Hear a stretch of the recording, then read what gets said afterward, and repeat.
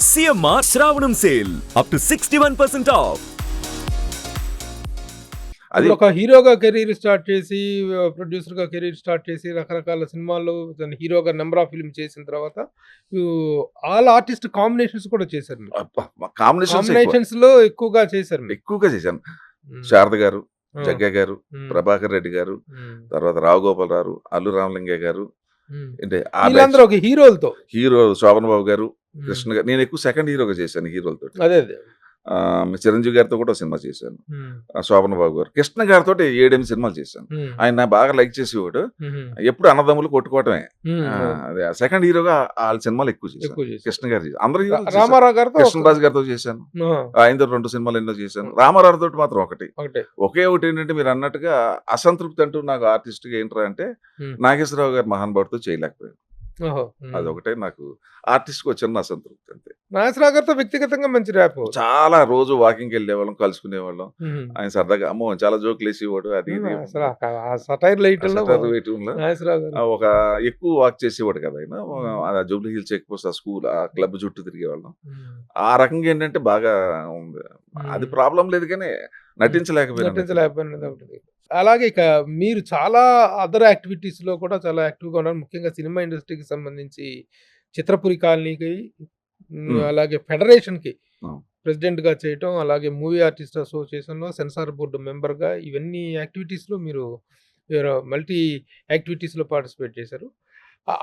ఆ టర్నింగ్స్ ఎలా తీసుకున్నాయి మీ కెరియర్‌లో? చెప్పాను కదా, హ్మ్. Anything should be to the people, for the people, by the people. హ్మ్. నా పాలసీ ఇంక అంతే. ఓకే. ఇంక మళ్ళీ మళ్ళీ చెప్పక్కర్లేదు. అంటే ఒక యాక్టరు ఆ యాక్టర్ ఏంటంటే ఆ యాక్టర్ అంటే నా పైనుంచి దిగొచ్చాడా వాడు? హ్మ్. పైనుంచి ఏం దిగి రాలేదే.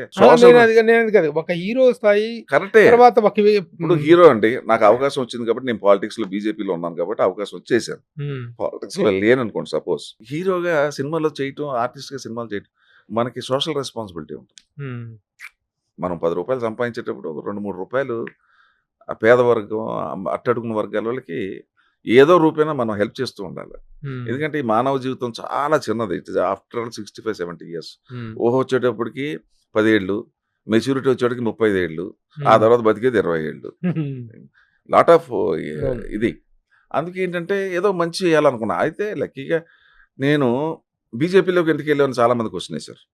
కమ్యూనిస్ట్ బావాలని నేను అన్నాను, కమ్యూనిస్ట్ లేదు, ఇది లేదు. ఏదన్నా సరే మంచి నిజాయితీ ఉన్నప్పుడు అదే అదే అది ఏ పార్టీ అన్నా పేర్లు పెట్టుకో, అది వేరే విషయం. అంటే హీరోగా మీరు చేసిన పాత్రలన్నీ కూడాను వామపక్ష భావాలకు సంబంధించినటువంటి విప్లవ పాత్రలు. అవును. యాజ్ ఎ పర్సన్ గా మీరు కంటిన్యూ అవుతుంది ఎక్కువగా బీజేపీ తోటి హైందవ అది కూడా దేశభక్తి కోసం. దేశభక్తి. యా. ఇది భారతదేశంలో ఇక్కడ ఉన్నంత corruption, this India has gone to dogs just because of corrupted politicians. భారతదేశం ఇలా నాశనం అయిపోవటానికి కరప్టెడ్ పొలిటీషియన్స్. తర్వాత ఎడ్యుకేషన్ లేని పాలిటిక్స్, ఎడ్యుకేషన్ లేని పొలిటీషియన్స్. వాడు చూడండి, అప్పుడప్పుడు దొంగతనాలు చేసో లేకపోతే చిల్లర పనులు చేసో వాడి పోలీస్ స్టేషన్ పెట్టి కొట్టేస్తారు, ఎస్ఐలు కానీ వాళ్ళు కానీ. ఆల్ ఆఫ్ ఏ సడన్ డబ్బు సంపాదించిన తర్వాత వాడు మెల్లగా ఆ పార్టీని ఈ పార్టీని పట్టుకుని మెల్లగా ఎంపీ, రాజ్యసభ మెంబర్ అయిపోతాడు, తర్వాత మినిస్టర్ అయిపోతాడు. మళ్ళీ ఆ సెక్యూరిటీకి ఇదే పోలీస్ ఆఫీసర్ వెళ్ళాల్సి వస్తుంది. ఇంత దౌర్భాగ్యం వాటి ఇది. ఈ వ్యవస్థ ఎలా కాదు, ఇక్కడ నిజాయితీగా ఉండాలని ఆ చిన్నప్పటి నుంచి నెంబర్ ఆఫ్ పుస్తకాలు వాజ్పేయి గారి గురించి తెలుసుకుని ఈయనైతే కరెక్ట్ లీడర్ రా బాబు, ఎప్పటికైనా సరే ఈ మహానుభావుడికి మనం పని చేయాలి అంటే. అది ఇంకోటి, నేను బీజేపీకి వెళ్తుంటే ఆ పార్టీ పేరు తెలియదు నాకు.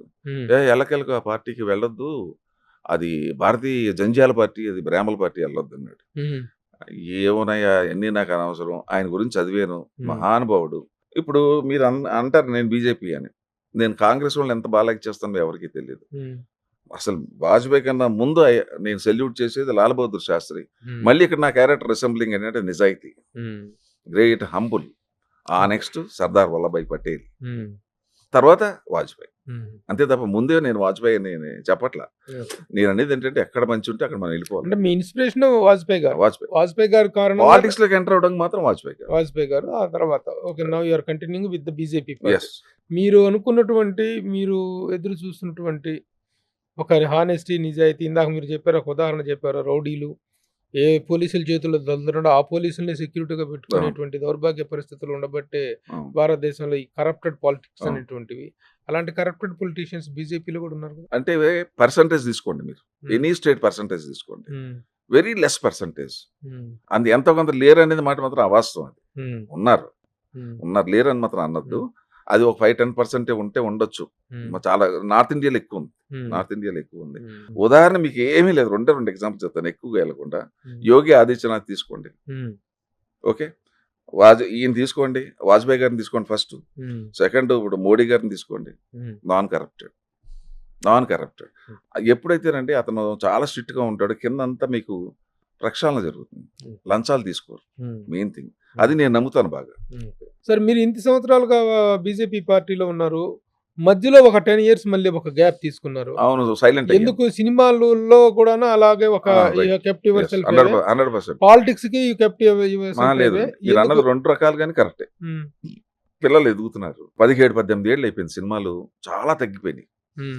ఎప్పుడు ఇంట్లో ఉండను, ఎప్పుడు మీరు నమ్మరు, సౌత్ ఇండియాలో I'm the first film hero to join BJP. South ఇండియాలో 1990 నేను చేయని పదవలేదు దాంట్లో. ఒక ప్రెసిడెంట్, నేను మళ్ళీ నన్ను జనరల్ సెక్రటరీని చేయమంటే చేయను.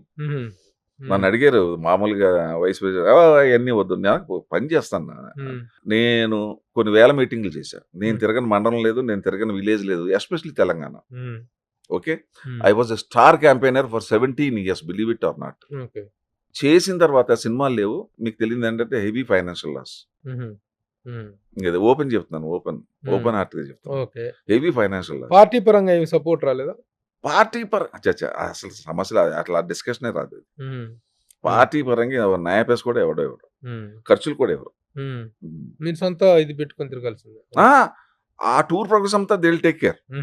ఆ టూర్ ప్రోగ్రామ్స్ వాళ్ళే చూసుకుంటారు. ఇప్పుడు బీజేపీలో మీరు చేసిన పదవులు, నిర్వహించిన పదవులు ఏమిటండి? చాలా చేశాను. ఎగ్జిక్యూటివ్ మెంబర్గా చేశాను, సినిమా సెల్ కన్వీనర్గా చేశాను, పబ్లిసిటీ సెల్ కన్వీనర్గా చేశాను, స్టార్ క్యాంపెయినర్గా చేశాను. సాంగ్స్ బీజేపీలో తీన్మార్ డాన్స్లు ఎక్కువ ఉండేవి. మాకు ఇక్కడ తెలంగాణలో ఫోక్ ఎక్కువ ఉంటుంది. ఇది కాదు, మనం చేంజ్ చేయాలని చెప్పేసి సినిమా సాంగ్స్ మొదలెట్టాను. రికార్డు అంటే వీళ్ళు పోటీ చేసినప్పుడు లీడర్స్కి, ఇప్పుడు దత్తాత్రేయ గారు ఉన్నారు, ఆయన క్యారెక్టర్స్ నాకు తెలుసు కదా, అది మన సినిమా ట్యూన్ తీసుకుని రైటర్తో రాయించి ఆయనకు 2 సాంగ్లు, విద్యాసాగర్ గారు 2 సాంగ్లు, కిషన్ రెడ్డికి ఒకటి, ఇలా బంగారు లక్ష్మణ్కి ఒకటి, అట్లా ఎవరు దానికి ఆ నియోజకవర్గంలో వాళ్ళకి సాంగ్స్ అనేది నేనే రికార్డ్ చేసి నేనే రెస్పాన్సిబిలిటీ తీసుకుని అట్లా సాంగ్స్ చేసి ఇచ్చాను. అసలు చెప్పకూడదు, అసలు అనూహ్యమైనటువంటి మార్పు అనమాట సాంగ్స్.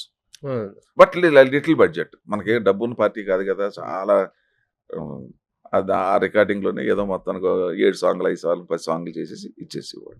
సుమన్ టీవీలో మీ పర్సనల్ అండ్ బిజినెస్ ప్రమోషన్స్ కోసం కింది నెంబర్కి కాంటాక్ట్ చేయండి.